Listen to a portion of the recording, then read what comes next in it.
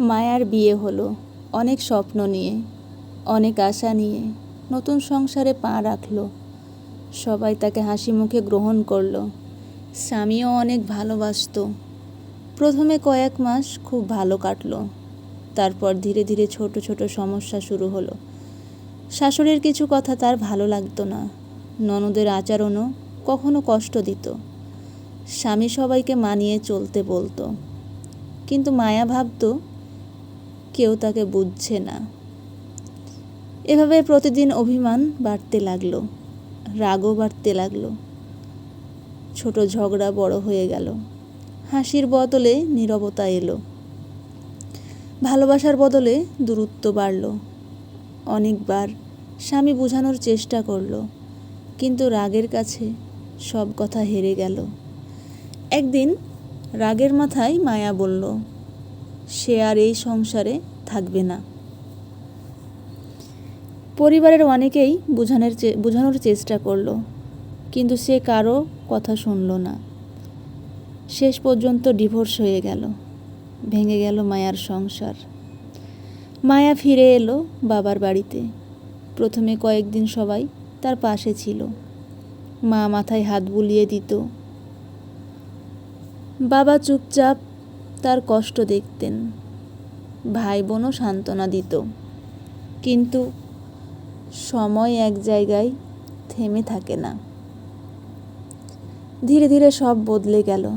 আগের মতো কেউ খোঁজ নিত না। কেউ তার জন্য অপেক্ষাও করতো না। আগে যে মেয়েটা সবচেয়ে আদরের ছিল, আজ সে যেন অতিরিক্ত একজন। কথায় কথায় তাকে শুনতে হতো, তুই তো এই বাড়িতেই ছোট, ভুলেও বকা খেত। চুপ করে সহ্য করতে হতো। রাতে বালিশ ভিজিয়ে কাঁদত। নিজের সিদ্ধান্তের কথা মনে পড়ত। সে ভাবত, যদি আরেকটু ধৈর্য ধরতাম, যদি একটু কম রাগ করতাম, যদি একটু মানিয়ে চলতাম, যদি একবার খোলা মনে কথা বলতাম, হয়তো জীবনটা এমন হতো না। তখন সে বুঝল, সংসারে ভালোবাসার ধৈর্যও লাগে, সম্মানও লাগে, ক্ষমাও লাগে। সব অভিমান ডিভোর্স দিয়ে শেষ করতে হয় না। অনেক সময় কথা বলে সমাধান করা যায়।